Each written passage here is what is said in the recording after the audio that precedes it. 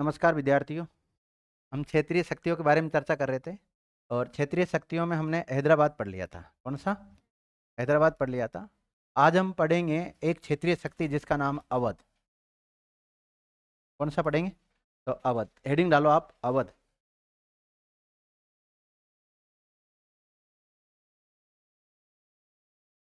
अवध के बारे में पढ़ेंगे विद्यार्थियों। अवध के बारे में पढ़ेंगे। तो सबसे पहले अवध का परिचय देखेंगे। क्या देखेंगे? परिचय। फिर इसके बाद में अवध के जो शासक बने उनको हम नवाब कहते हैं। तो इसके कौन कौन नवाब बने वो, और फिर इस अवध का विलय। अवध का विलय, इन तीन बिंदुओं के ऊपर चर्चा करेंगे। कौन कौन सा?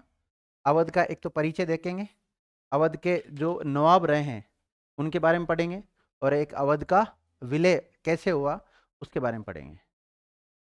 इस परिचय के भीतर ही इसके हम भौगोलिक परिदृश्य देखेंगे। इसका बना लो इस चार्ट को आतो आती।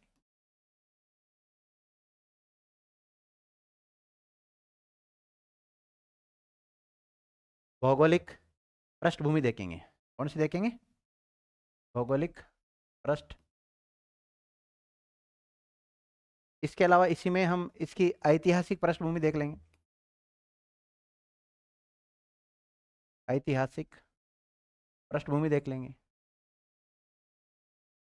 और इसी में देख लेंगे इसमें स्वतंत्र सत्ता, स्वतंत्र एक प्रकार से रियासत जो बनी उसके रूप में स्वतंत्र सत्ता की स्थापना देख लेंगे।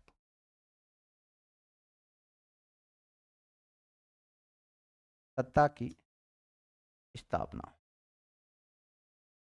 ये तीन बिंदु आ जाएंगे इसमें। तो एक तो परिचय पढ़ेंगे, एक अवध के जो जो नवाब बने उनके बारे में पढ़ेंगे, और एक अवध का विलय किस प्रकार हुआ। इन तीन बिंदुओं के ऊपर चर्चा करेंगे इसमें।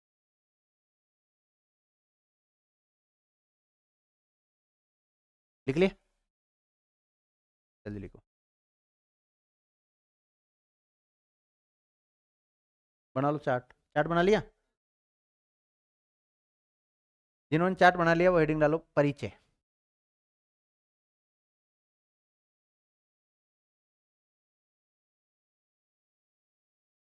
और परिचय में सबसे पहले हम किसके बारे में पढ़ेंगे? भौगोलिक पृष्ठभूमि। हेडिंग फिर इसमें पहला पॉइंट डालो, भौगोलिक पृष्ठभूमि। भौगोलिक पृष्ठभूमि।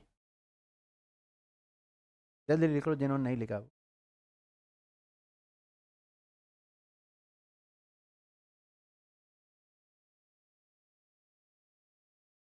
भौगोलिक पृष्ठ।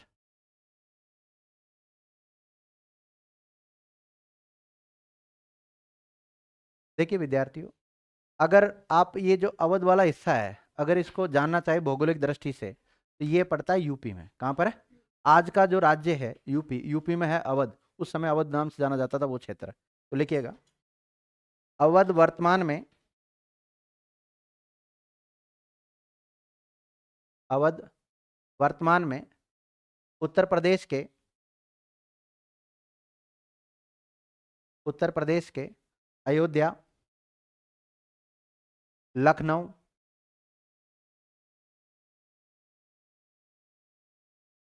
अयोध्या, लखनऊ, इलाहाबाद, इलाहाबाद को आजकल क्या कहते हैं? प्रयागराज, और कानपुर, कानपुर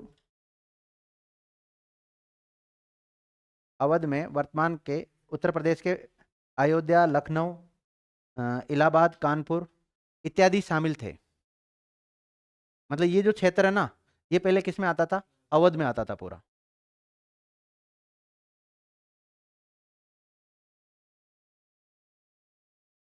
लिखिएगा, अवध को बफर स्टेट भी कहा जाता है। अवध की अगर भौगोलिक दशा देखें हम, तो बफर स्टेट की तरह थी। अवध बफर स्टेट के रूप में था। किस रूप में था? Buffer state. हाँ, आप में से कोई बताएगा मुझे बफर स्टेट किसे कहते हैं? मैंने ज्योग्राफी में आपको पढ़ाया था। सिक्किम एक बफर स्टेट है, बफर मतलब वो है, राज्य है। भूटान भी एक बफर स्टेट के रूप में काम करता है, बताओ। बफर स्टेट किसको कहते हैं बताओ, बाकी विद्यार्थी जिनको भी नहीं पढ़ाया या पढ़ाया, आपको नॉलेज है बफर स्टेट किसको कहते हैं?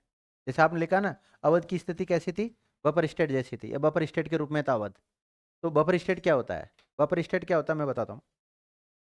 माना कि एक बड़ा राज्य इधर है और एक बड़ा राज्य इधर है विद्यार्थियों।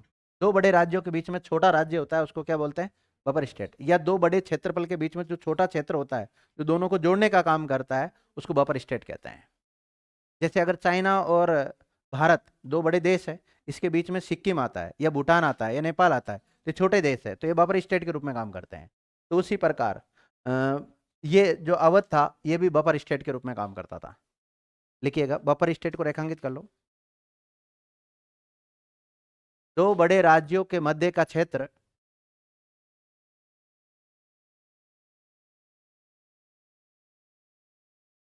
दो बड़े राज्यों के मध्य का क्षेत्र बफर स्टेट कहलाता है।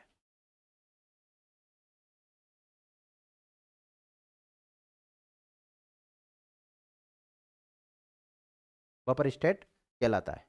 अब उस समय के दो बड़े राज्य कौन से थे, एक तो बंगाल और एक मराठा। इनके बीच में ये बफर स्टेट के रूप में काम करता था। तो किस किस के बीच में बफर स्टेट के रूप में काम कर रहा है ये? बंगाल और मराठा, इनके बीच में बफर स्टेट के रूप में काम कर रहा है अवध। लिखिएगा, तो दोनों ये चाहेंगे कि भाई इस क्षेत्र पर हमारा अधिकार हो। लिखिएगा, उस समय अवध, बंगाल और मराठा के मध्य बफर स्टेट के रूप में था।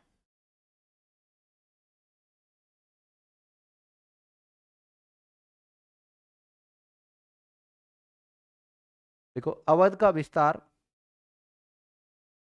कन्नौज में कर्मनासा नदी तक था।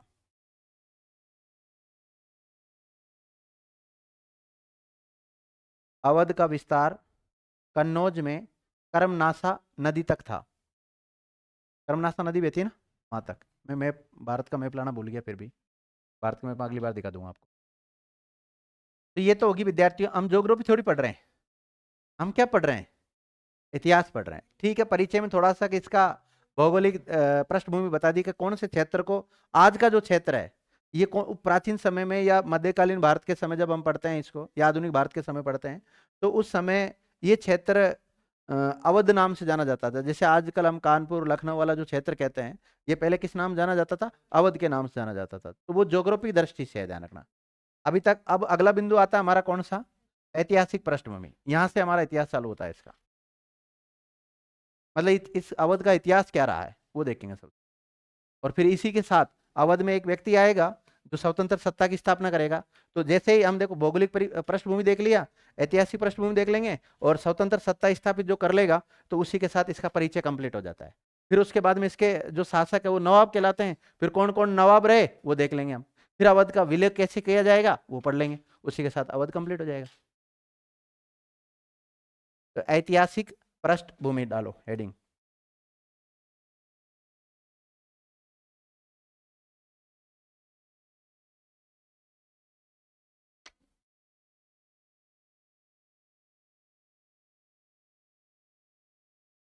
ऐतिहासिक पृष्ठभूमि, और इसमें लिखो,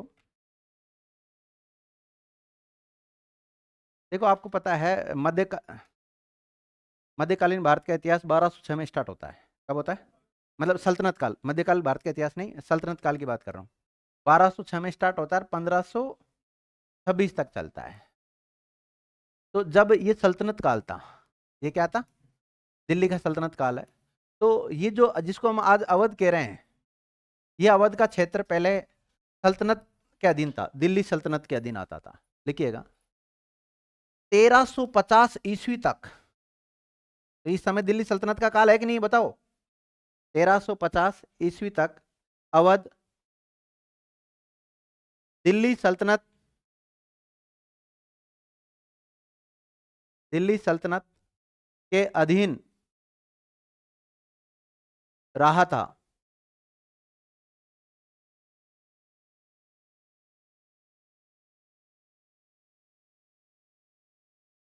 लिख लिया?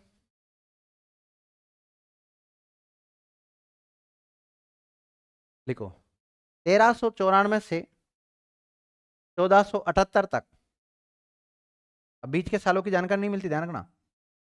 1394 से 1478 ईस्वी तक अवध जौनपुर के अधीन रहा। किसके अधीन रहा? जौनपुर के अधीन रहा। और जौनपुर में जिस वंश का शासन था उसका नाम था सरकी। क्या नाम था?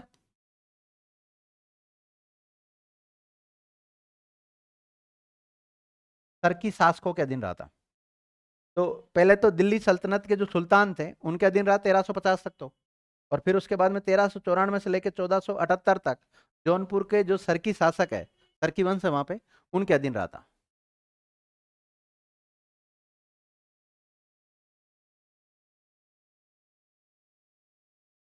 लिखो। लगभग 1355 के आसपास,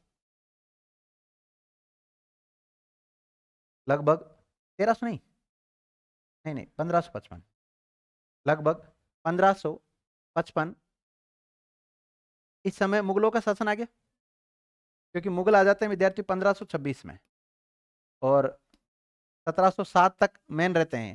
हालांकि बाद में भी रहते हैं, 1857 क्रांति तक रहेंगे रहने को तो, जब बहादुर शाह द्वितीय की मृत्यु होगी रंगून जेल में, जब तक रहेंगे, लेकिन इस समय तक ये काफी प्रभावशाली थे। तो 1555 में मुगलों का शासन रहेगा कि नहीं रहेगा भारत में? 1555 में कौन थे? अकबर। लिखिएगा। क्या लिखा आपने? लगभग 1555 के आसपास अवध मुगलों के अधीन आ गया था।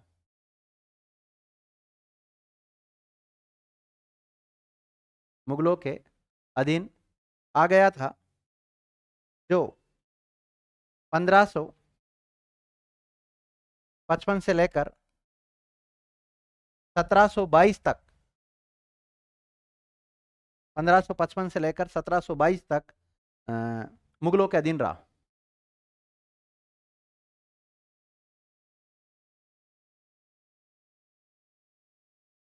तो केंद्रीय सत्ता में कौन आगे थे विद्यार्थियों? मुगल आगे थे। और 1555 से लेकर 1722 तक अवध पर किसका अधिकार रहा है? मुगलों का अधिकार रहा है। अब मुगल जो भी अपने क्षेत्र होते थे तो उसमें एक गवर्नर की नियुक्ति करते थे। किसकी नियुक्ति करते थे? सामान्यतः उसको सूबेदार कहते हैं। क्या कहते हैं? सूबेदार। और इस क्षेत्र में जब सूबेदार या गवर्नर की नियुक्ति की जाती थी तो उसको बोलते हैं विद्यार्थियों नाजिम। क्या बोलते थे? नाजिम। लिखिएगा। मुगलों के द्वारा, मुगलों के अधीन है नहीं, मुगलों के द्वारा अवध क्षेत्र में, कहां पर? अवध क्षेत्र में अपना गवर्नर नियुक्त किया, जिसे नाजिम या नवाब,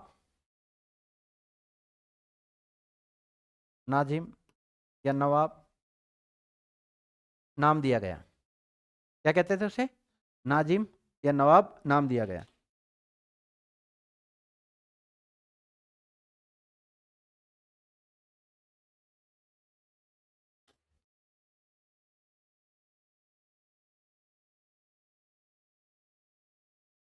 अब इसी क्रम में विद्यार्थियों मुगलों के द्वारा एक नाजिम या नवाब के रूप में नियुक्ति की जाएगी सादत खां की। किसकी?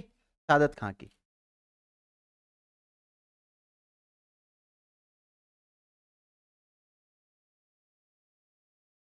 सादत खां या खान लिख लो, सादत खान। ये मुगलों के द्वारा नियुक्त किया जा रहा है। किसके द्वारा? मुगलों के द्वारा नियुक्त किया जा रहा है। लिखिएगा। सादत खान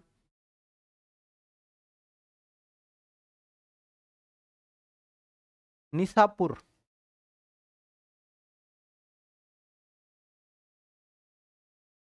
ईरान पड़ता है। सादत खान निसापुर, ब्रैकेट में ईरान, का सिया मुसलमान था। सिया और सुन्नी होते हैं ना, तो कैसा था ये? सिया। शिया मुसलमान था।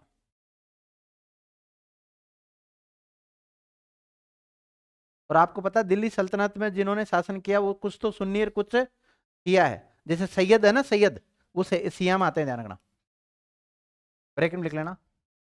अर्थात सैयद वंशी था। जैसे आप इब्राहिम लोदी है ना, तो लोदी वंशी है ना वो। तो ऐसे अलग अलग वंशी, जैसे खिलजी वंश है, तो अलग अलग वंश है, तो ये सैयद वंशी था। शिया था, शिया और सुन्नी दो होते हैं ना। ये सुन्नी नहीं था, कौन सा था? शिया था। और सैयद वंशी था। और कहाँ का रहने वाला था ये? निसापुर, ईरान का रहने वाला था। लेकिन मुगल दरबार में रहता था। और मुगलों ने इसको कहाँ का सूबेदार या फिर कहाँ का नाजिम या फिर कहाँ का नवाब नियुक्त किया है? अवध का। लिखिएगा।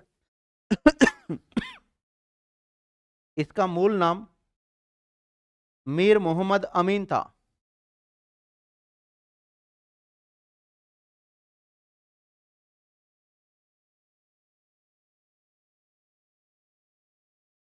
ये मूल नाम था इसका। तो सादत खां का मूल नाम क्या है? मीर मोहम्मद अमीन। लिखो। इसे मोहम्मद शाह ने, मोहम्मद शाह रंगीला का नाम सुना होगा ना? इसे मोहम्मद शाह, ब्रैकेट में रंगीला लिख लेना, मोहम्मद शाह ने, ये मुगल सम्राट है, मुगल बादशाह, इसे मोहम्मद शाह, ब्रैकेट में रंगीला, मुगल बादशाह ने बुरहान मुल्क की उपाधि दी थी। बुरहान मुल्क की उपाधि दी थी।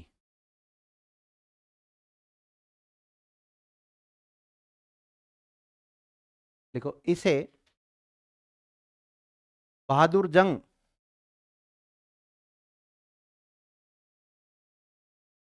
बहादुर जंग तथा सादत खान,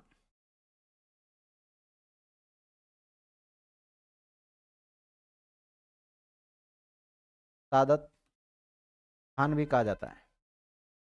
तो ये सादत खान के सारे नाम हैं। चाहे मीर मोहम्मद अमीन हो, ये भी इसका ही नाम है। बुरहान मुल्क भी इसी का ही नाम है। बहादुर जंग भी इसका ही नाम है। और सादत खान भी इसी का ही नाम है। और बुरहान मुल्क की उपाधि किसने दी थी? मुगल बादशाह थे विद्यार्थी एक, मोहम्मद शाह रंगीला, उनके द्वारा इनको उपाधि दी थी ये वाली। ठीक है ना? तो एग्जाम में कोई सा भी नाम आ सकता है। मैंने तो आपको कौन सा लिखाया है? सादत खान लिखा है। तो सादत खान की जगह पे आपको नाम ये भी मिल सकता है, मीर मोहम्मद अमीन। क्या नाम मिल सकता है? मीर मोहम्मद अमीन मिल सकता है। या फिर क्या मिल सकता है आपको? बुरहान मुल्क भी मिल सकता है, या फिर बहादुर जंग भी मिल सकता है, या फिर सादत खान भी मिल सकता है। लिखिएगा। 1722 में,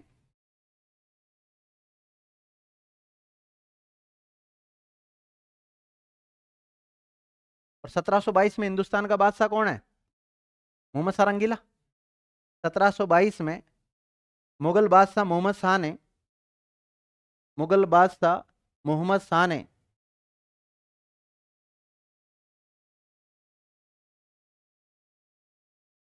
सादत खान को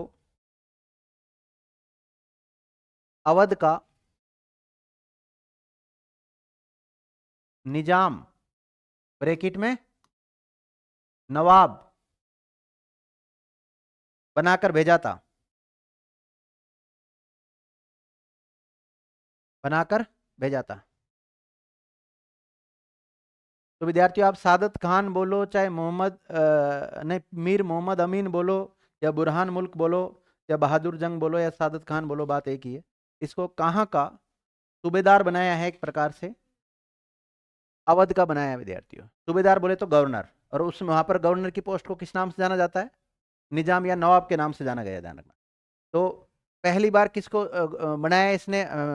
मोहम्मद शाह रंगीला, जो कि हिंदुस्तान का मुगल बादशाह, उसने सादत खान को बनाया था। कब भेजा था इसको? 1722 में। कब भेजा था? 1722 में। आपको पता है मोहम्मद शाह रंगीला हिंदुस्तान का बादशाह कब से कब तक रहा था?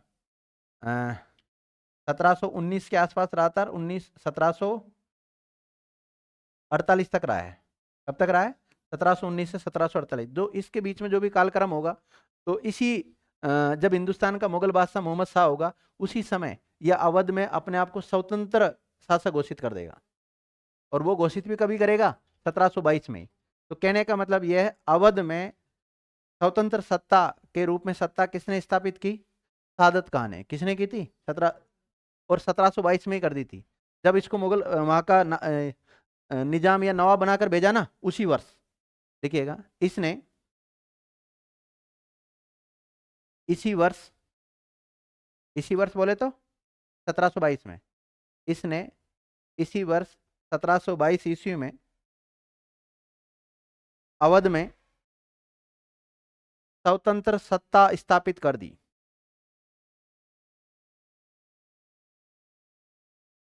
बताओ, हैदराबाद में विद्यार्थियों किसने की थी स्वतंत्र सत्ता स्थापित? निजामुल मुल्क ने, चिनक्लिज खान ने। ठीक है, उसका नाम चिनक्लिज खां भी मिलता है। तो इसी प्रकार अवध में स्वतंत्र सत्ता स्थापित करने वाला व्यक्ति कौन है? सादत खान है। कौन है?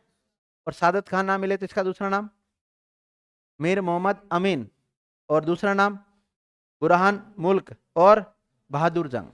तो इसने अवध में अपने आप को स्वतंत्र सत्ता के रूप में घोषित कर दिया। कब? 1722 में। और 1722 के रूप में ही इसको सूबेदार बनाकर भेजा था, गवर्नर बना के भेजा था मुगल बादशाह ने।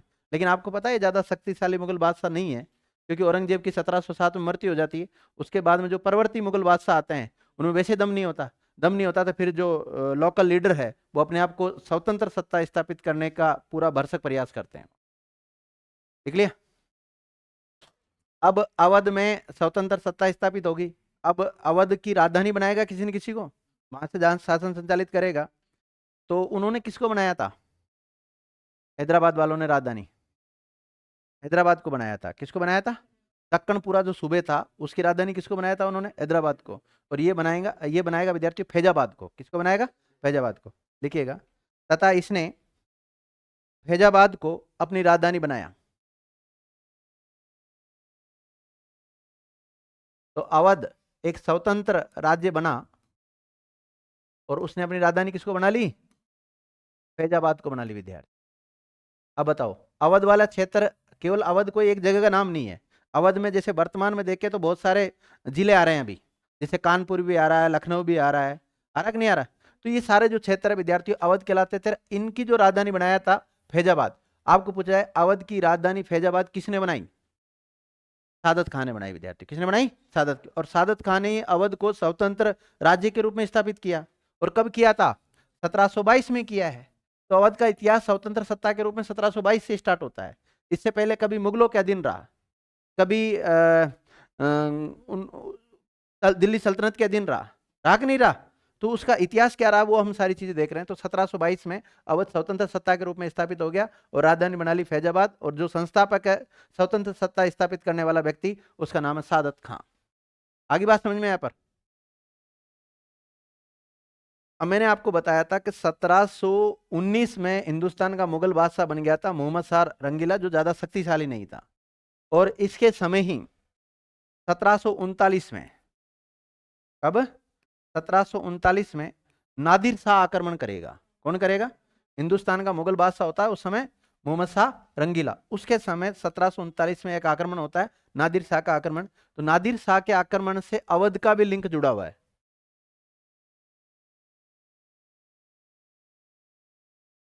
तो जिस समय हिंदुस्तान पर 1739 में नादिर शाह ने आक्रमण किया, उस समय अवध का शासक कौन था? सादत खां ही है। 1722 में भी यही था, इस समय तक भी यही रहेगा।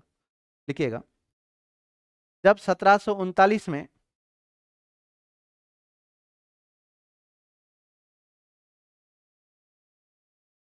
जब 1739 में नादिर शाह ने दिल्ली पर आक्रमण किया, जब 1739 में नादिर शाह ने दिल्ली पर आक्रमण किया, तो उस समय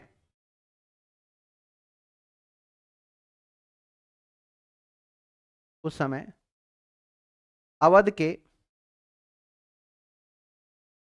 हालांकि अवध से अलग होकर ही इसने वहां पर स्थापना की थी उसकी, लेकिन मुगलों का ही साथ देगा। ये किसका साथ देगा? मुगलों का। वापिस बोलना एक मिनट। जब 1739 में नादिर शाह ने दिल्ली पर आक्रमण किया तो उस समय अवध के नवाब सादत खान ने मुगल बादशाह मोहम्मद शाह रंगीला का साथ दिया था।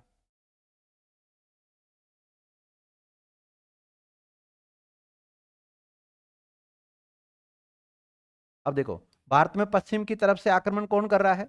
नादिर शाह। और दिल्ली में कौन बैठा है? मोहम्मद शाह रंगीला बैठा है। और मोहम्मद शाह रंगीला कौन है? हिंदुस्तान का मुगल बादशाह। ये मुगल बादशाह है, ये मुगल बादशाह है। और इस मुगलों से अलग होकर अवध का जो नवाब है या अवध का जो सादत खां है, उसने अपनी स्वतंत्र सत्ता स्थापित कर ली। लेकिन फिर भी अवध का जो नवाब है वो साथ किसका दे रहा है? मुगलों का साथ दे रहा है। किसके खिलाफ? नादिर शाह के। तो नादिर शाह इसका इलाज करेगा कि नहीं करेगा? क्योंकि ये हार जाएंगे तो इसका भी इलाज करेगा ये। लिखिएगा, लास्ट पॉइंट बोलना क्या लिखा था? साथ दिया था। तथा सादत खां ने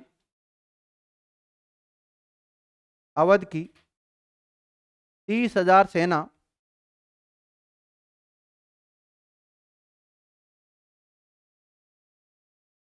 नादिर शाह के विरुद्ध भेजी। खुद भी गया था, 30,000 की सेना भेजी।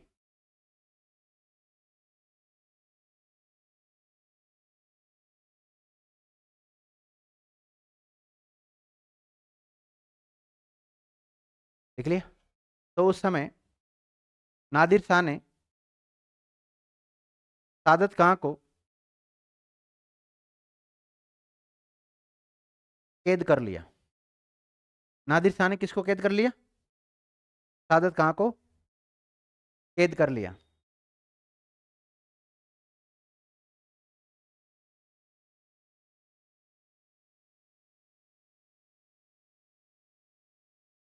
देखो विद्यार्थियों, शुरुआत में क्या हुआ था कि मुगल बादशाह था मोहम्मद शाह रंगीला, और इसने 1722 में सादत खां को सूबेदार बना के भेजा था। क्या बना के भेजा था?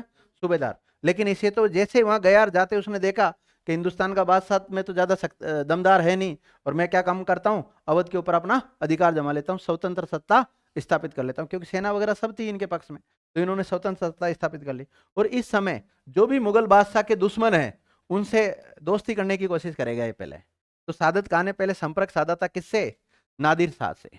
और नादिर शाह से कहा था कि नादिर शाह और इनके बीच में गुप्त समझौता हुआ था। सादत खां के बीच में समझौता ये हुआ था कि मैं दिल्ली का तेरे को शासक बना देता हूं। सादत खां को क्या कहा? तो मैं दिल्ली का तेरे को शासक बना देता हूं। नादिर शाह ने कहा इसको हटा दूंगा, इसको मोहम्मद शाह रंगीला को हटा दूंगा और तेरे को बना दूंगा। तू लास्ट में मेरे को क्या देगा? 5 करोड़ रुपए देगा। कितने? 5 करोड़ रुपए देगा। तो सादत खान ने कहा कि साहब मेरे से 5 करोड़ रुपए लेके क्या करोगे? मुझे दिल्ली विल्ली नहीं चाहिए, मैं तो केवल मेरे अवध में ही खुश हूं। आप एक काम करो, दिल्ली के ऊपर आक्रमण कर दो आप, तो आपको 30 करोड़ रुपए मिलेंगे। कितने मिलेंगे? 30 करोड़ रुपए मिलेंगे। अब 30 करोड़ रुपए के लालच में नादिर शाह ने भी दिल्ली के ऊपर आक्रमण कर दिया। आक्रमण किया तो उसको वहां पे 30 करोड़ रुपए नहीं मिला।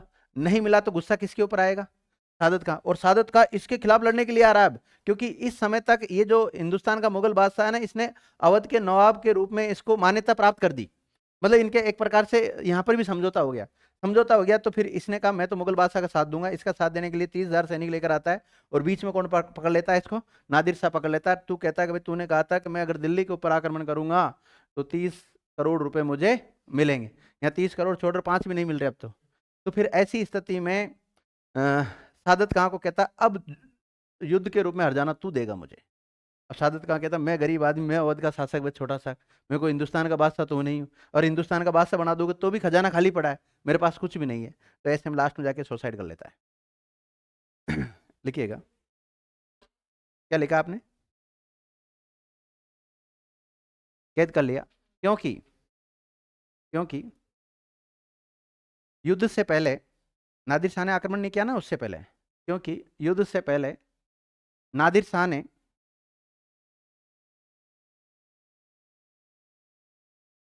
नादिर शाह ने अवध के नवाब सादत खां को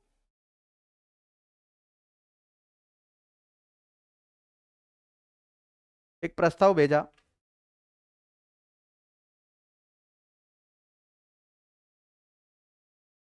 कि तू मुझे 5 करोड़ रुपए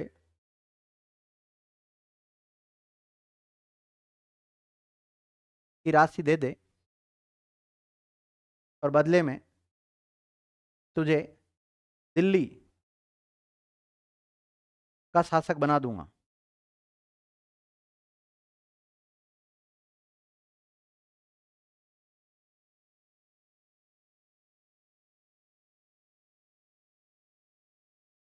और कहा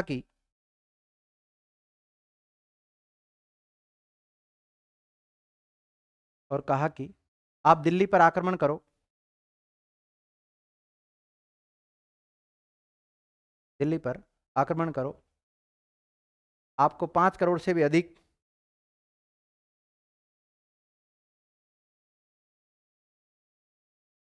संपत्ति प्राप्त होगी।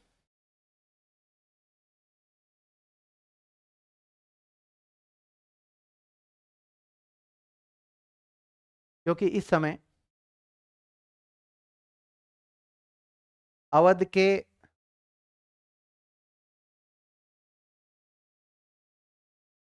सादत खां, अवध के सादत खां और मुगल बादशाह मोहम्मद शाह रंगीला के मध्य संबंध बिगड़े हुए थे। संबंध कैसे थे शुरुआत में इनके? बिगड़े हुए थे, संबंध बिगड़े हुए थे। नहीं लिखा? क्या लिखा आपने? प्राप्त होगी, क्योंकि शुरुआत में अवध के सादत खां और मुगल बादशाह मोहम्मद शाह रंगीला के मध्य संबंध बिगड़े हुए थे।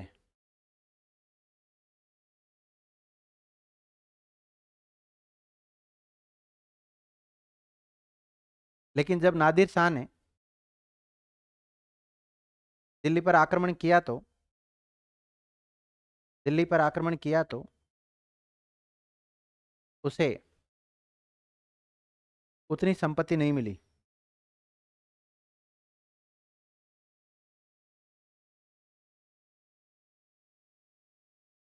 कई लोग 20 बताते हैं, कई जगह 30 बताते हैं। अब देखो विद्यार्थियों, इसने कहा भाई अब 20 करोड़ या 30 करोड़ जो भी राशि है, ये राशि कौन देगा? अब सादत खां देगा। सादत खां इतनी राशि देने में असमर्थता, तो असमर्थता तो लास्ट में सादत खां क्या कर लेगा? सुसाइड कर लेगा, आत्महत्या कर लेगा। लिखिएगा, इतनी राशि नहीं मिली, लिख लिया ना? तो उक्त राशि हेतु नादिर शाह ने सादत खां पर दबाव बनाया।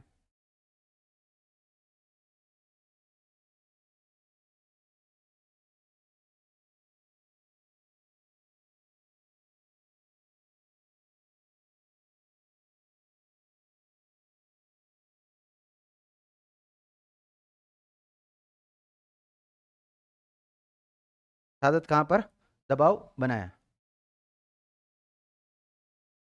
लिख लिया? अब देखो, तो सादत खान ने क्या कर ली? आत्महत्या कर ली। तो सादत खान ने आत्महत्या कर ली।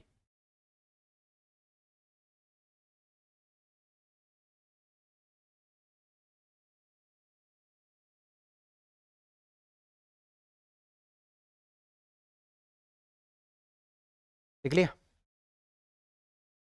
अब देखो विद्यार्थियों, ये जो घटना है पूरी, कि भाई इसने नादिर शाह ने सादत खां के ऊपर दबाव बनाया और ये जब इस धनराशि को नहीं चुका पाया तो इसने डिप्रेशन में आके सुसाइड कर लिया, ये सारी बात लिखी हुई है तारिक ए हिंद नामक पुस्तक में। इसमें लिखी हुई है, तारिक ए हिंद नामक पुस्तक में लिखी हुई है। तारिक ए हिंद पुस्तक किसकी है? रुस्तम अली की है। किसकी है? रुस्तम अली की। लिखिएगा, यह आत्महत्या वाली जानकारी तारिक ए हिंद नामक पुस्तक में मिलती है।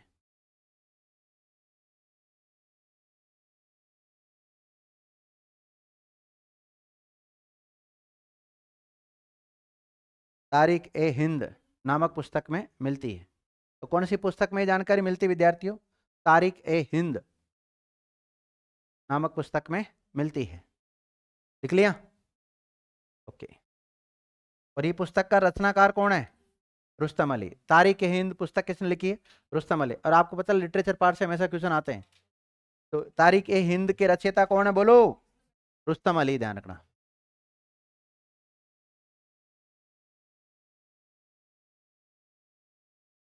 लिख लिया?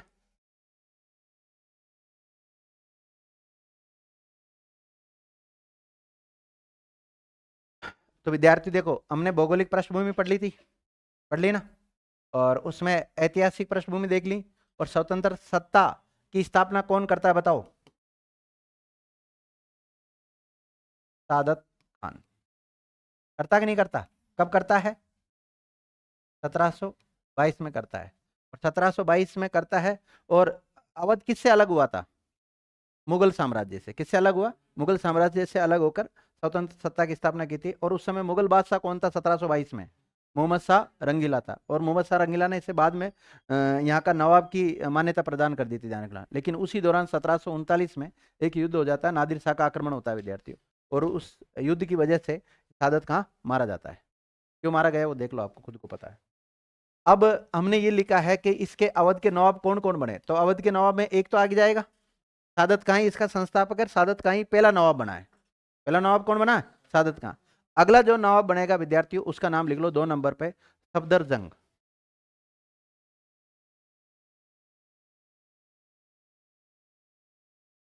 सही रहा जो मॉडर्न हिस्ट्री चालू की, मिडाइवल कर देते गड़बड़ हो जाता। सफदरजंग। और प्राचीन वो पढ़ा देते तो भाषण काल। सफदरजंग।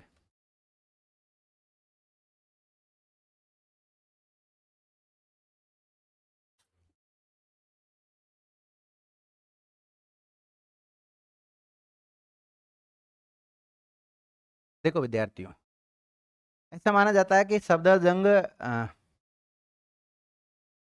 सादत खान का भतीजा था। देखिएगा, यह है सादत खान का दामाद ऑब्लिक भतीजा था। होते हैं ऐसे रिश्ते हो जाते हैं। दामाद ऑब्लिक क्या था? भतीजा। भतीजा था। देख लिया? अब हिंदुस्तान के ऊपर अधिकार किसका हो गया? नादिर शाह का। हो गया कि नहीं हो गया नादिर शाह का? नादिर शाह चाहेगा तो ही सफदरजंग अवध का नवाब बनेगा, नहीं तो नहीं बनेगा। तो जो नादिर शाह है उसको इसने 2 करोड़ रुपए दिए। कितने? 2 करोड़ रुपए के एवज में इसको अवध का नवाब बना दिया उसने। देखिएगा, 2 करोड़ रुपए के बदले नादिर शाह ने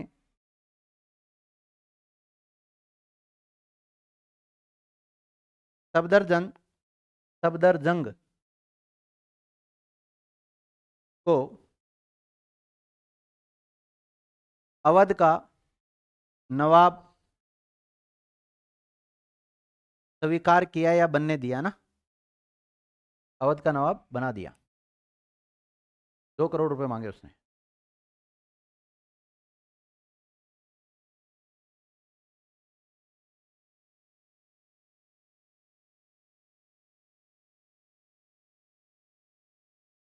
देखिएगा,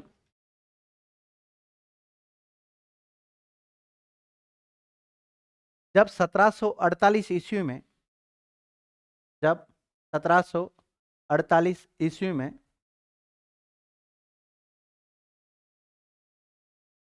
अहमद शाह अब्दाली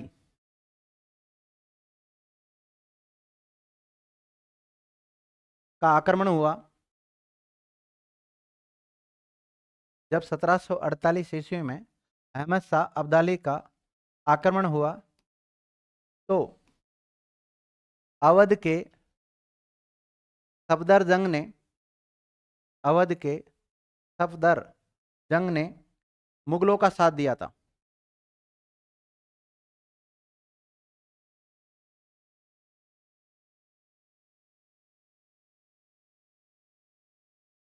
देखो उस समय संयोगवश विद्यार्थियों ये दोनों नाम एक जैसे मिलते हैं आपको, लेकिन दोनों व्यक्ति अलग अलग है। अहमद शाह अब्दाली तो आक्रमण किया भारत के ऊपर, इसने तो क्या किया, ये तो आक्रमणकारी है। और उस समय हिंदुस्तान का मुगल बादशाह अहमद शाह, कौन है, अहमद शाह तो मुगल बादशाह है, और इसके ऊपर आक्रमण कर रहा कौन है, अहमद शाह अब्दाली कर रहा है। और इस अहमद शाह का साथ कौन दे रहा है, सफदरजंग दे रहा है। और सफदरजंग कहाँ का शासक है, अवध का शासक है, ध्यान रखना। मुगलों का साथ दिया, लिख लिया ना, मुगलों को रेखांकित करो। इस समय मुगल बादशाह अहमद शाह था, कौन था, अहमद शाह।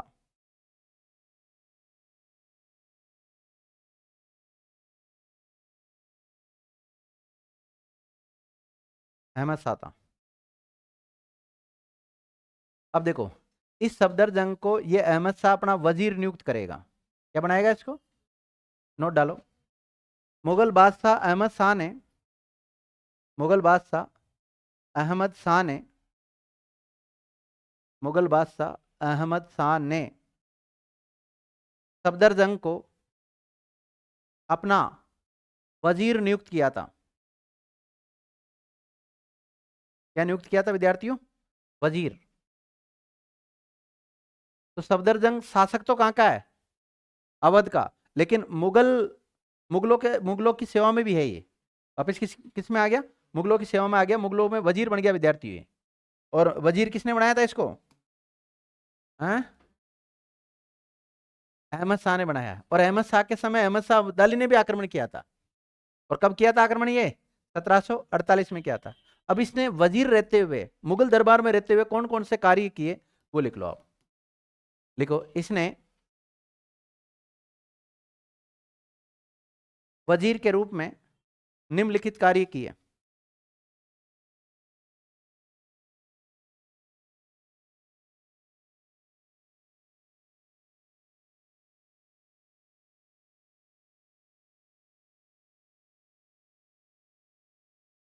देखो इसने बंगस के नवाब से फर्रुखाबाद छीन लिया।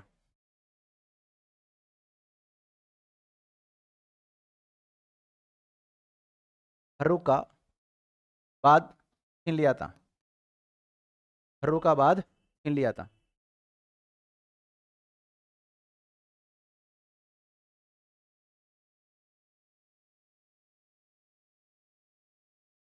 देखो इसने जाटों और मराठों, भरतपुर के आसपास थे ना जाट और मराठा, आपको पता महाराष्ट्र के आसपास थे। इसने जाटों और मराठों का समर्थन प्राप्त कर लिया था।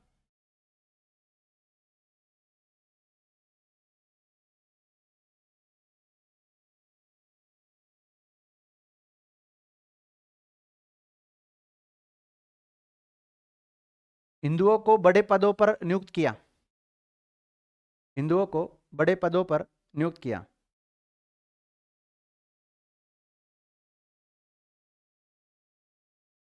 और 1754 में इसकी मृत्यु हो जाती है विद्यार्थियों। लिखो 1754 में सफदरजंग की मृत्यु हो गई, नोट डाल के लिखो, 1754 में सफदरजंग की मृत्यु हो गई।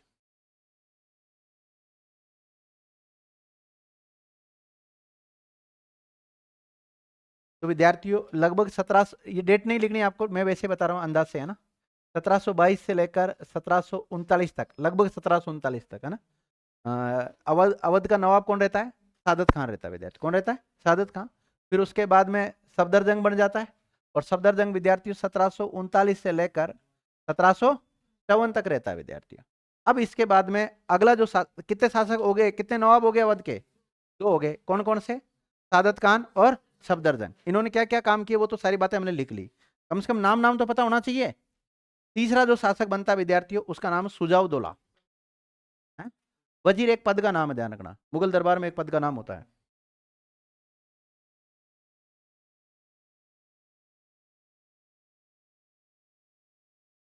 दो हो गए विद्यार्थियों। कौन कौन से अवध के दो नवाब कौन कौन से हुए? सादत खान और दूसरा सफदरजंग। नाम नाम पता रखना बस। तीसरा लिख लो विद्यार्थियों, सुजाव दौला, 1754 से 1775 तक रहेगा।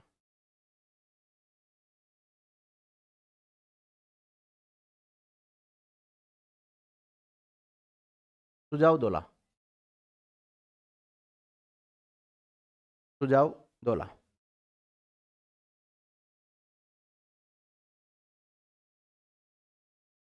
लिख लिए?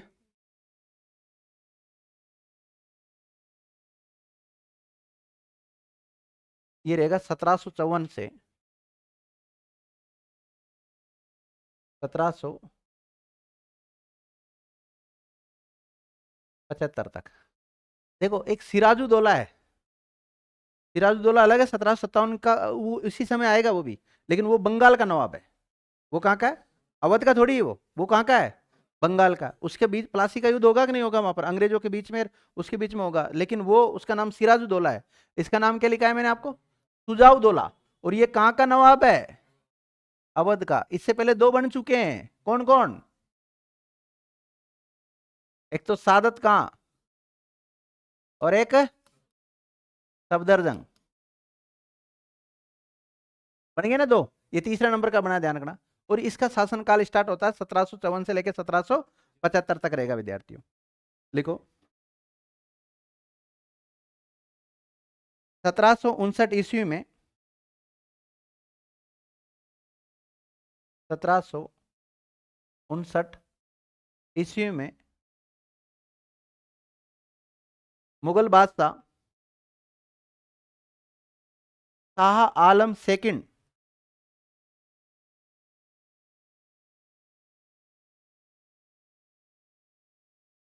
शाह आलम सेकंड, इसलिए कहता हूं क्रमबद्ध तरीके से पढ़ना चाहिए। 1759 में मुगल बादशाह शाह आलम द्वितीय ने सुजाउद्दौला को अपना वजीर नियुक्त किया।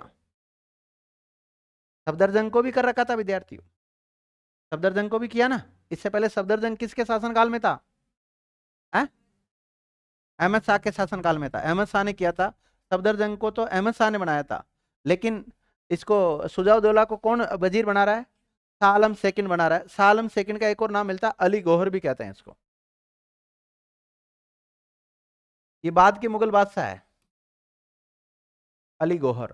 तो अली गौहर ने इसको अपना वजीर के रूप में नियुक्त किया था। अब बताओ शाह आलम कहाँ का शासक है? दिल्ली का। भाई दिल्ली सल्तनत, दिल्ली में मुगल बादशाह तो यही है। जब तक दिल्ली में जब तक रहेंगे 1857 क्रांति तक, 1857 क्रांति तक मुगल बादशाह रहेंगे वहां पर। बहादुर शाह द्वितीय रहते हैं ना, 1857 क्रांति के जो क्रांतिकारी वो सारे दिल्ली चलो का नारा देते हैं, दिल्ली जाते हैं वो सारे। जब तक फिर वो उसका 1857 क्रांति का नेतृत्व भी करते हैं। तो इस समय दिल्ली में जो शासक है उसका नाम है शाह आलम द्वितीय या अली गौहर। क्या नाम है? अली गौहर है। और इसने अपना वजीर किसको बनाया है? सुजाउद्दौला को बनाया विद्यार्थियों। किसको बनाया? सुजाउद्दौला को। सुजाउद्दौला कहाँ का नवाब है? अवध का नवाब है। और शाह आलम द्वितीय कहाँ का शासक है? हिंदुस्तान का बादशाह है ये कौन है? हिंदुस्तान का बादशाह अभी तक। इतना पावरफुल नहीं है लेकिन है तो सही। देखिएगा, वजीर नियुक्त किया, लिख लिया? लिखो। पानीपत के तृतीय युद्ध में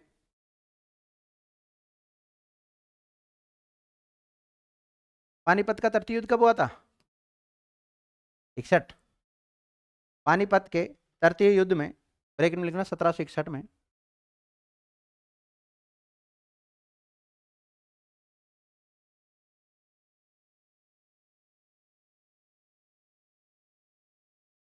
अहमद शाह अब्दाली वर्सेज मराठों के बीच में हुआ था विद्यार्थियों। इसके बीच में हुआ था, मराठों के बीच में।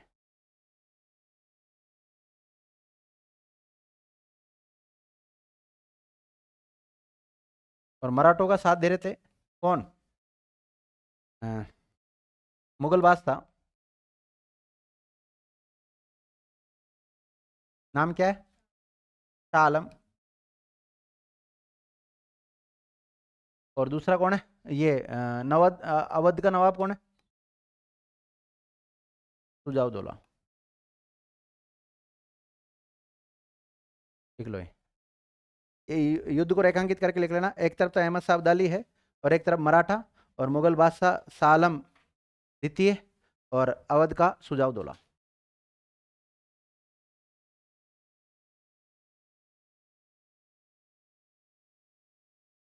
वापस बोलना, 1 मिनट जमा नहीं। नहीं नहीं, लिखा क्या था आप लोगों ने? नोट में लिखा क्या? या ऐसे लिख सकते हैं, इस समय पानीपत का तृतीय युद्ध हुआ ना।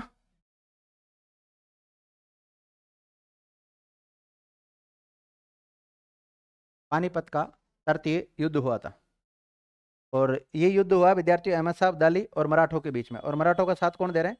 मुगल बादशाह शाह आलम और अवध का नवाब सुजावदौला दे रहे हैं। लिखिएगा, इसके समय ही बक्सर का युद्ध भी हुआ।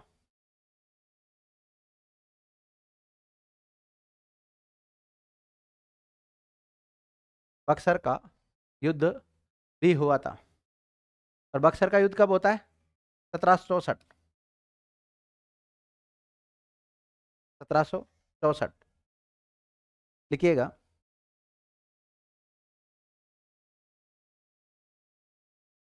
इसके समय ही अंग्रेजों के खिलाफ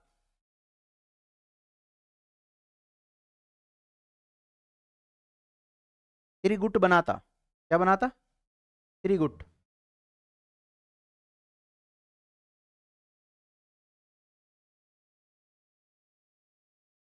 त्रिगुट बना था और इस त्रिगुट में निम्नलिखित शामिल थे। त्रिगुट में निम्नलिखित शामिल थे। पहला लिखो, अवध का सुजावदौला।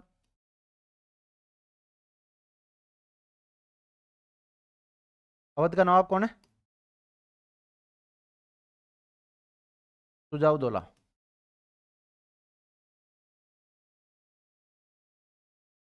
और बंगाल का मीर कासिम। बंगाल का कौन है? मीर कासिम है। और मुगल बादशाह कौन है? शाह आलम सेकंड। शाह आलम सेकंड।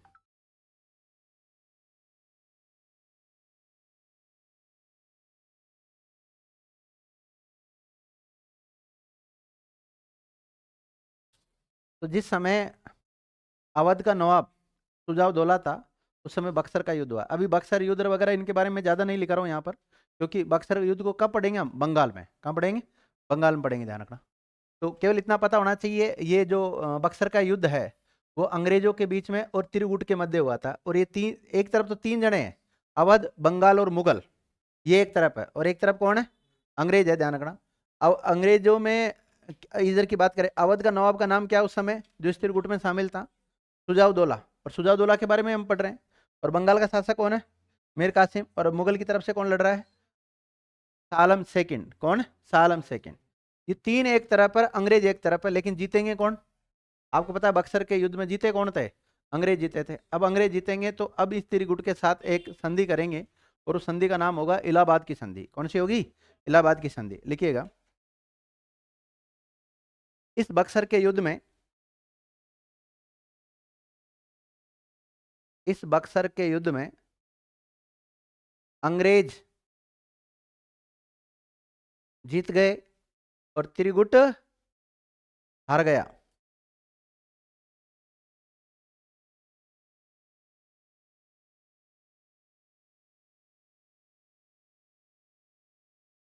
इसलिए इस त्रिगुट को अंग्रेजों के साथ 1765 में, 1765 में इलाहाबाद की संधि करनी पड़ी। कौन सी संधि करनी पड़ी? इलाहाबाद। तो सुजावदौला के समय एक संधि हुई, इलाहाबाद की संधि, ध्यान रखना।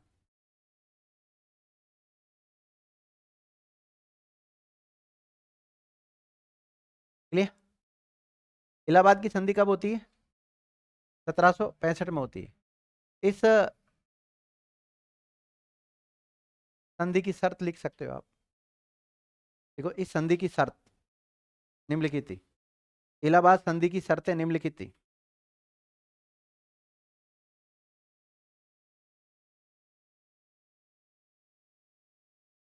लिख लिया? लिखो। कड़ा, इलाहाबाद जगह का नाम है, कौन सा है? कड़ा, इलाहाबाद, गाजीपुर, चुनार और बनारस।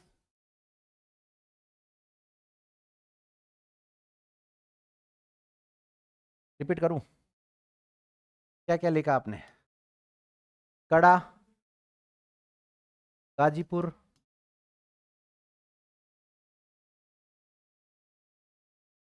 इलाहाबाद, बनारस क्षेत्र।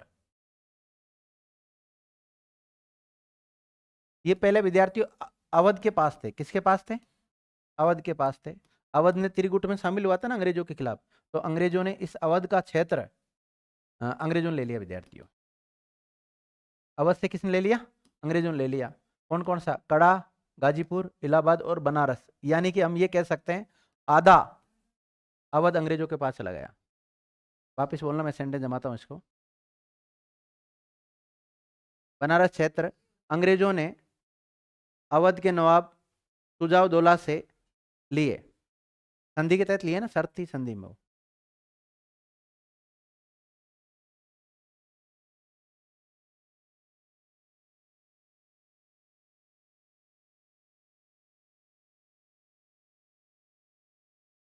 लिए अर्थात आधा अवध, अर्थात आधा अवध अंग्रेजों के अधीन आ गया।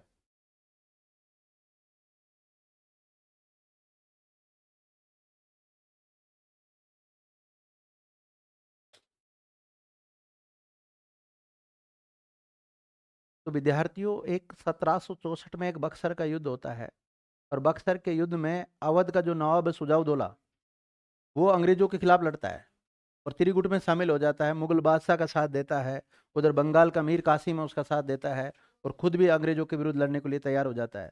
युद्ध परिणाम ये निकला कि अंग्रेज जीत गए और ये तीनों हार गए। तीनों हार गए तो इनके साथ इलाहाबाद की संधि हुई। तो अवध के साथ इलाहाबाद की संधि होगी कि नहीं होगी? अवध के साथ जब अंग्रेजों ने इलाहाबाद की संधि की, तो जो क्षेत्र अवध में आते थे, कड़ा, गाजीपुर, इलाहाबाद, बनारस, इन सब क्षेत्रों पर अब किसका अधिकार हो गया? अंग्रेजों का अधिकार हो गया। और अंग्रेज बड़े चतुर चालाक प्राणी थे।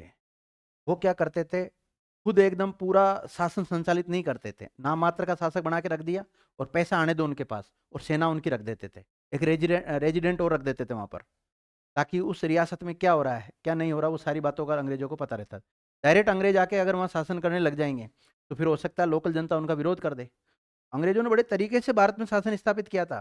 शुरुआत में आप जैसे आपका क्षेत्र है उस पर अधिकार कर लिया, अधिकार करने के बाद में आपको नाम मात्र की शक्ति आपको दे देते थे, और सारा पैसा किसके पास आता? अंग्रेजों के पास। और आपकी सुरक्षा करने के लिए वहां पर वो अंग्रेजी सेना रखते हैं वहां पर, और उस सेना का जो खर्चा है वो रियासत वाले वहन करेंगे। और खुद के प्रतिनिधि भी रखते थे कि रियासत में क्या चल रहा है, किसी दूसरे राज्य के साथ कोई विदेशी संबंध तो ये नहीं बना रहे हैं। तो उन सब चीजों की निगरानी रखते थे बड़े तरीके से वो। और फिर लास्ट में जाके थोड़ा अंग्रेज जब मजबूत हो गए तो फिर बाद में कहने लगे, उनको हड़पने लग गए। फिर वो किसी को गोद निषेध नीति के तहत हड़पने लग गए, किसी को अन्य तरीके से कोई सा कुशासन का आरोप लगाकर उस रियासत को अपने अधीन करने लग गए वो। ऐसे उन्होंने धीरे धीरे किया था। तो कुल मिला के अवध पर अंग्रेजों का अधिकार हो गया कि नहीं हो गया? तो आपने जब शुरुआत में एक चार्ट बनाया था, तो उस चार्ट में ये लिखा था कि परिचय, परिचय में भौगोलिक पृष्ठभूमि, ऐतिहासिक पृष्ठभूमि, और स्वतंत्र सत्ता स्थापित करने वाला सादत कहाँ है? यही है, 1722 में स्थापित किया। फिर अवध के नवाब कौन कौन बने? सादत खां के बाद में कौन बना? सफदरजंग। सफदरजंग के बाद में कौन बना? सुजाउद्दौला बना विद्यार्थी। कौन बना? सुजाउद्दौला। और सुजाउद्दौला के समय बक्सर का युद्ध हुआ, त्रिगुट में शामिल हो गया। तो ये जो क्षेत्र है अवध के, जो आधा अवध किसके अधीन चला गया? अंग्रेजों के। तो अवध का विलय किसमें हो गया? अंग्रेजों में हो गया कि नहीं हो गया? लिखो, मैं लिखाता हूँ। अभी इलाहाबाद की संधि चल रही है अपने, है ना? इलाहाबाद की संधि में आपने लिख लिया, क्या लिखा था बेंजी लास्ट पॉइंट? अंग्रेजों के अधीन आ गया। इस प्रकार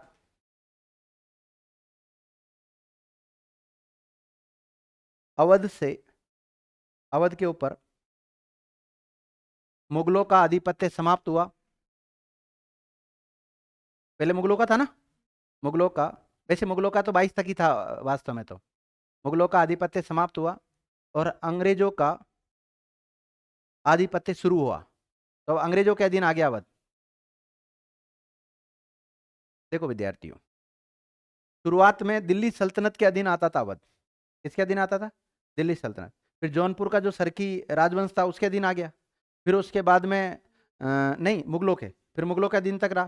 फिर 1722 के आसपास क्या हो गया, ये स्वतंत्र हो गया। 1765 तक लगभग स्वतंत्र चलेगा ये, और उसके बाद में अंग्रेजों के अधीन आ जाएगा, क्योंकि 1765 में इलाहाबाद की संधि होती है, और इलाहाबाद की संधि में इसके कुछ क्षेत्र है वो अंग्रेजों के पास आ जाते हैं, अर्थात अंग्रेजों के आधिपत्य यहाँ पर स्थापित हो जाता है, तो अब अंग्रेजों के अधीन चलेगा अवध। लिखो, ये संधि एक पारस्परिक सहयोग की संधि थी। पारस्परिक सहयोग की संधि थी। इसका मतलब क्या था? पारस्परिक सहयोग का मतलब परस्पर सहयोग करेंगे एक दूसरे का।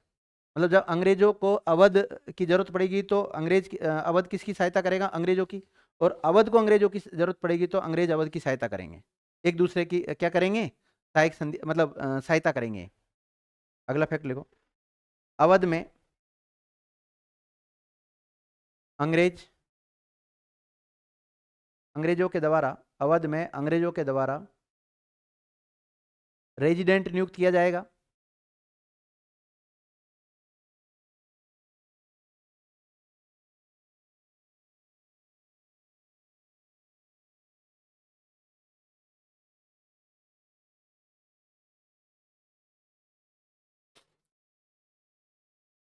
ठीक है, तो कहने का मतलब अवध के ऊपर अधिकार किसका हो गया?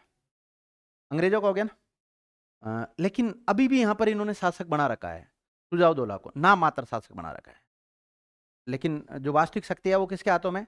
अंग्रेजों के हाथों में। एक संधि होती है विद्यार्थियों, इलाहाबाद की संधि कब हुई है? 1765। इस 1765 की जो इलाहाबाद की संधि हुई है, तो अवध ने अंग्रेजों को कौन कौन सा क्षेत्र दे दिया? कड़ाह, गाजीपुर, इलाहाबाद और बनारस का क्षेत्र दे दिया था, है? सुनार। ये सारा क्षेत्र किसके पास आ गया विद्यार्थियों? अंग्रेजों के पास आ गया। अब एक और संधि करेंगे अंग्रेज, संधि के ऊपर संधि करते थे, क्योंकि पहले वाली संधि का अगर उल्लंघन होने लग जाता है, या पहले वाली संधि अगर अंग्रेजों के हित में नहीं है, तो अंग्रेज चाहेंगे कैसे करके दूसरी संधि करें हम। उल्लंघन करवाना तो उनके हाथ में है। भाई जब आपके दो के बीच में संधि होगी और उसमें कह रखा भाई कोई भी किसी का उल्लंघन नहीं करेगा, उल्लंघन करेगा तो वो संधि निरस्त मानी जाएगी एक प्रकार से, फिर दोबारा संधि करते हैं। तो इन्होंने फिर 1773 में एक और संधि करेंगे जिसे कहते हैं बनारस की संधि। कौन सी कहते हैं? पहले तो इलाहाबाद की संधि तो कब हुई थी? इलाहाबाद संधि होगी थी विद्यार्थियों 1700, बक्सर के युद्ध के तुरंत बाद, है ना। फिर होती है बनारस की संधि। अगला पॉइंट डालो, बनारस संधि। बनारस की संधि और 1773 में हुई है। लिखो, इस संधि के तहत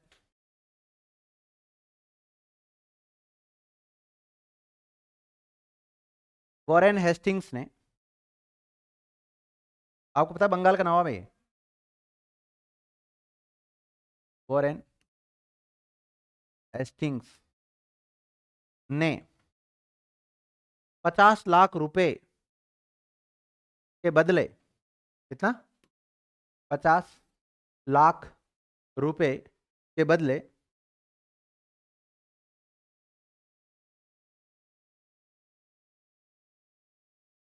कड़ा और इलाहाबाद का क्षेत्र उन्हें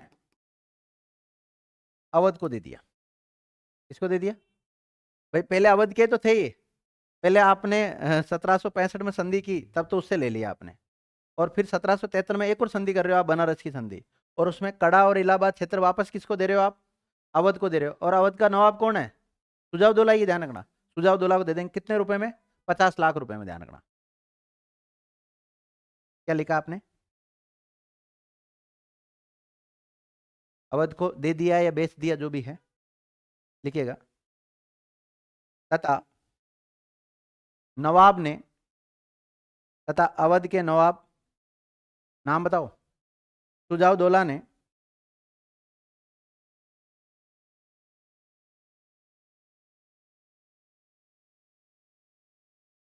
रूहेलो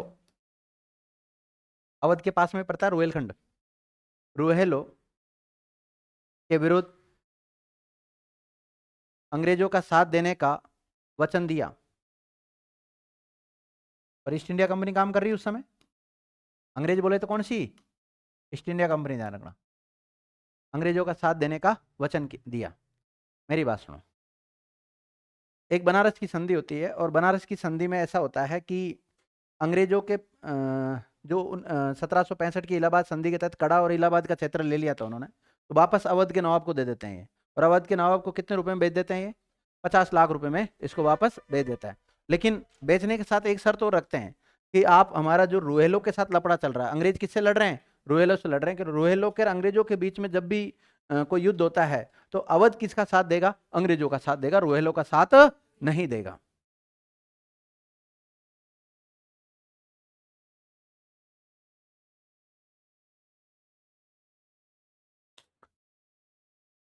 अब देखिए विद्यार्थियों, ये अंग्रेजों ने अपना भारत में जो शासन स्थापित किया था वो कहां पर स्थापित किया था?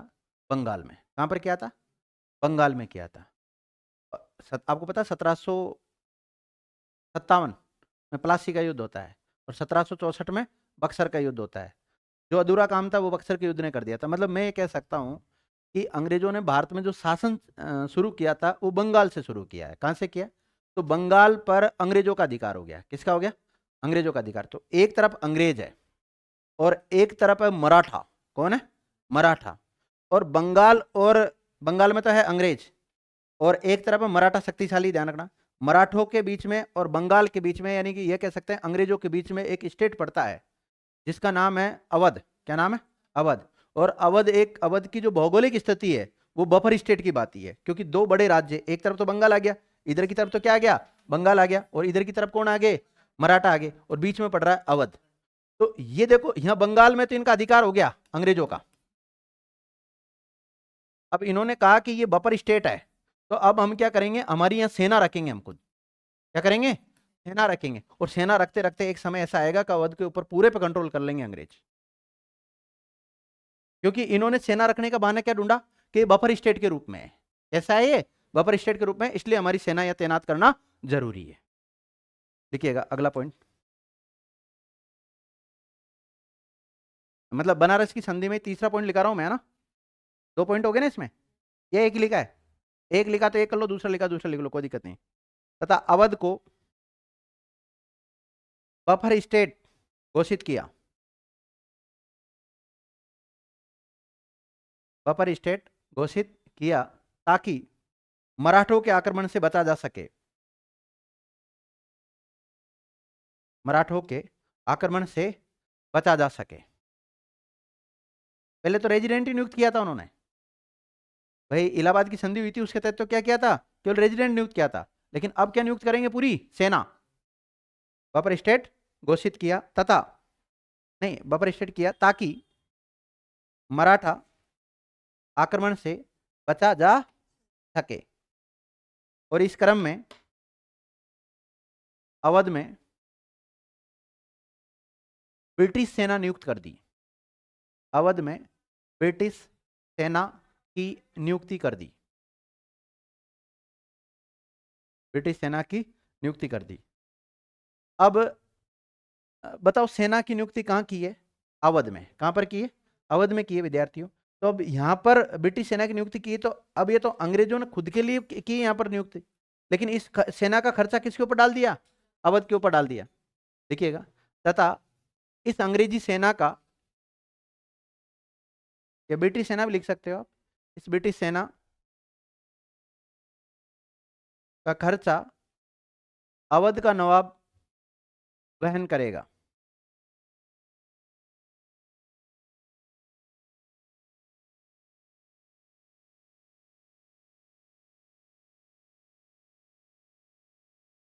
लिख लिया? अब बताओ अवध के नवाब कौन कौन बन चुके हैं? क्रम से बताओ। पहला कौन बना? सादत खान, ये संस्थापक है। स्वतंत्र सत्ता स्थापित की इसने। फिर उसके बाद में सफदरजंग, फिर उसके बाद में सुजाउद्दौला। अब जो अगला नवाब बनेगा, अभी अंग्रेजों ने पूर्ण रूप से अधिकार नहीं किया अवध के ऊपर। अब लिखो अगला नवाब लिखो, आसफ उद्दौला।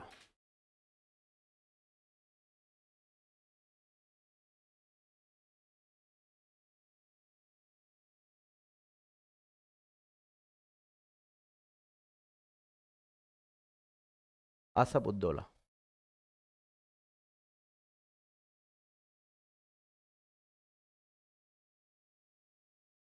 अब बताओ, अवध की राजधानी कौन सी थी? फैजाबाद। कौन सी थी? फैजाबाद। और फैजाबाद किसने बनाया था? अवध की राजधानी फैजाबाद किसने बनाई थी? सादत खान ने बनाई थी विद्यार्थियों। अब आसफ उद्दौला अवध की राजधानी चेंज कर देगा और चेंज करके लखनऊ को बना देगा विद्यार्थियों। किसको बना लेगा? देखो, इसने अवध की राजधानी फैजाबाद से बदलकर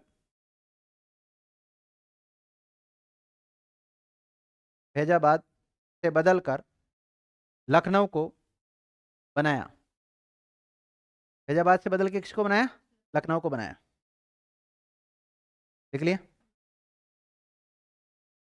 तो विद्यार्थियों, अवध के साथ अभी तक अंग्रेजों के द्वारा दो संधियां कर ली गई है। दो संधियां कौन कौन सी?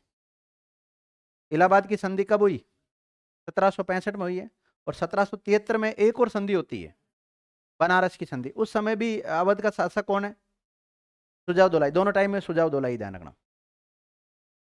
अब अगर इस आसफ उद्दौला के समय कोई संधि होगी विद्यार्थियों, तो एक और संधि होती है इसके समय, फैजाबाद की संधि। इसके समय कौन संधि होती? लिखो, इसके समय फैजाबाद की संधि हुई। फैजाबाद की संधि हुई इसके समय फैजाबाद की संधि हुई। और कब हुई थी? 1775 में।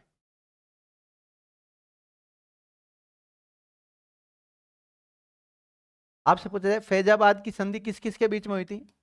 एक तरफ तो अंग्रेज है और एक तरफ अवध का नवाब। शासक को क्या कहते हैं वहां पे? नवाब कहते हैं। और नवाब कौन है बताओ? आसफ उद्दौला। और इधर अंग्रेज जो है, अंग्रेजों में कौन करेगा इस इधर से संधि? Warren Hastings. कौन करेगा? Warren Hastings. कई बार पूछा जाता है कौन सी संधि किसके बीच में हुई है, और सन भी पूछ ली जाती है।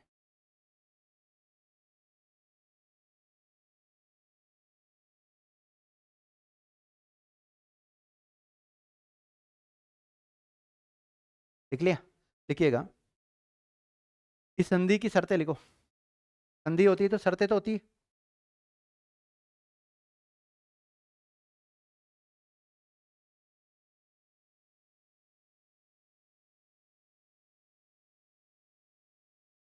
लिखिएगा, बनारस पर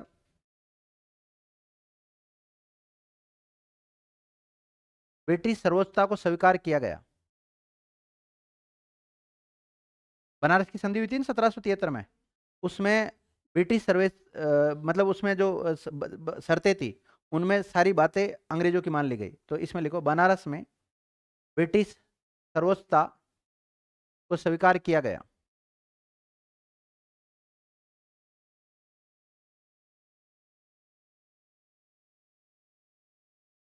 इसके अलावा अंग्रेजों के द्वारा अवध की और अवध की जो बेगम है उनकी सुरक्षा की जाएगी।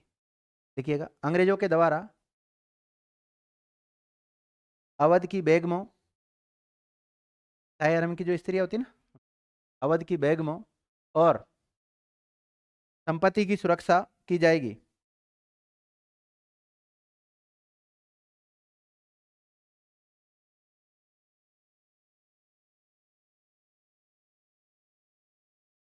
अब देखो विद्यार्थियों, संधि की शर्तें ये थी कि जो बनारस की सर्वोच्चता है उसको स्वीकार कर लिया। पहली बात तो बनारस में जो संधि हुई थी उस सारी बातों को इसने मान लिया। किसने? आसफुद्दौला ने मान लिया था। दूसरी बात, बनारस की जो बेगम है या उनकी जो संपत्तियां हैं उनकी रक्षा करने की जिम्मेदारी किसकी है? अंग्रेजों की है, ध्यान रखना। लेकिन इस फैजाबाद की संधि का पहली बार उल्लंघन कौन करेगा? वारेन हेस्टिंग्स करेगा, ना कि अवध का नवाब। क्योंकि संधि उल्लंघन हो सकता है, नोट डालो। इस संधि का उल्लंघन भी कौन संधि का? फैजाबाद। इस संधि का उल्लंघन भी सबसे पहले वॉरेन हेस्टिंग्स ने किया था।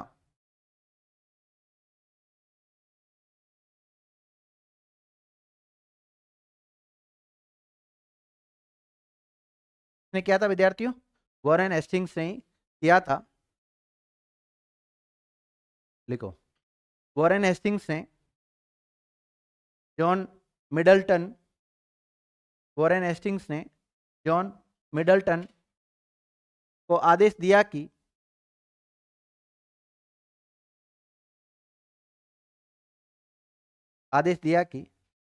अवध की बेगमों की संपत्ति को जब्त कर लिया जाए।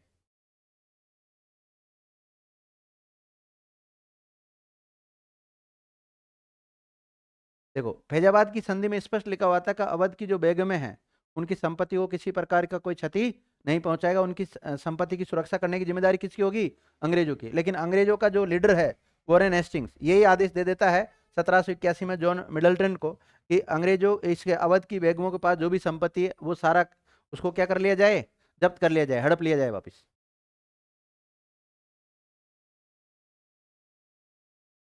लिख लिया? वॉरेन हेस्टिंग्स को रेखांकित करो। वॉरेन हेस्टिंग्स बड़ा कुख्यात प्रवृत्ति का व्यक्ति था। विख्यात कुख्यात होते हैं ना, तो बुरे कामों के लिए प्रसिद्ध था ये।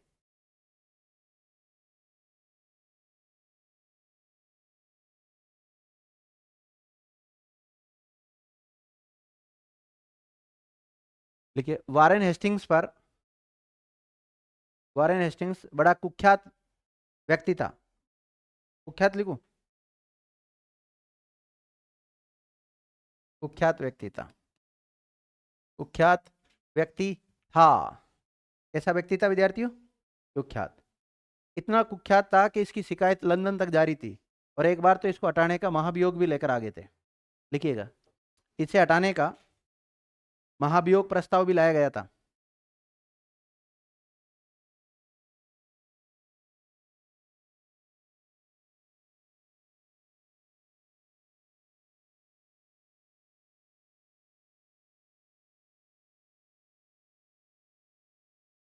लिख लिया?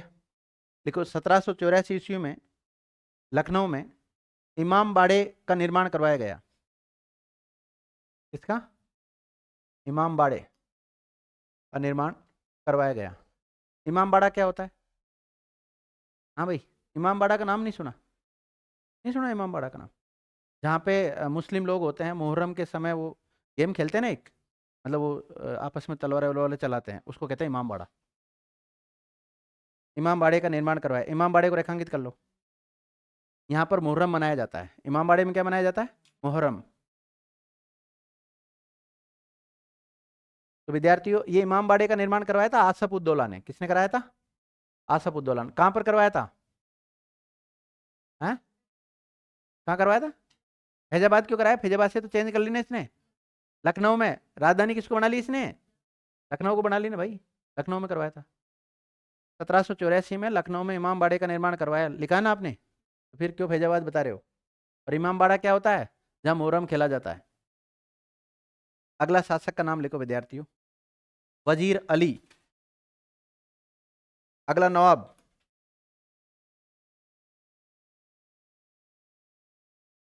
वजीर अली। थोड़ी बहुत ही है। लिखो, 1797 से लेकर 98 तक रहेगा ये। वजीर अली, वजीर अली क्या हुआ?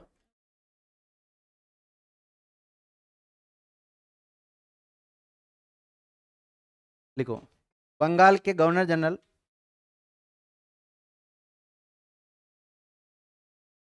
बंगाल के गवर्नर जनरल जॉन सोरे, क्या नाम है? जॉन सोरे ने इसे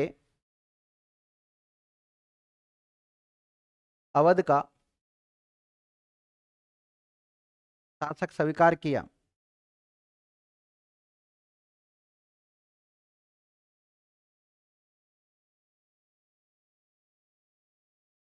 लेकिन जब जॉन सेरो को पता लगा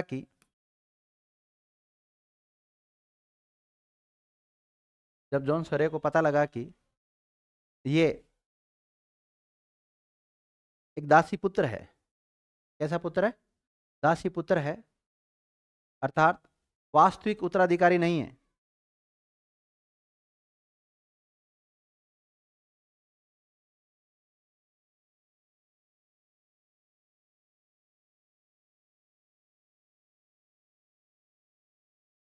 वास्तविक उत्तराधिकारी नहीं है, तो इसे हटाकर इसके स्थान पर सादत अली खान को अवध का नवाब बनाया गया।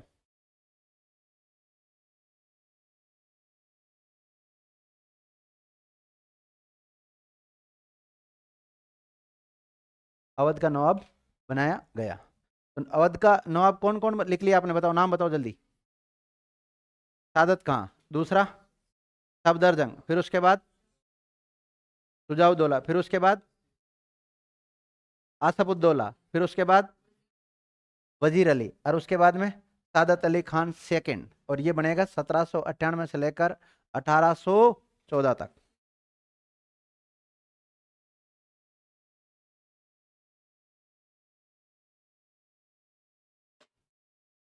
चलो ठीक है, इसको कल पढ़ेंगे ना। धन्यवाद।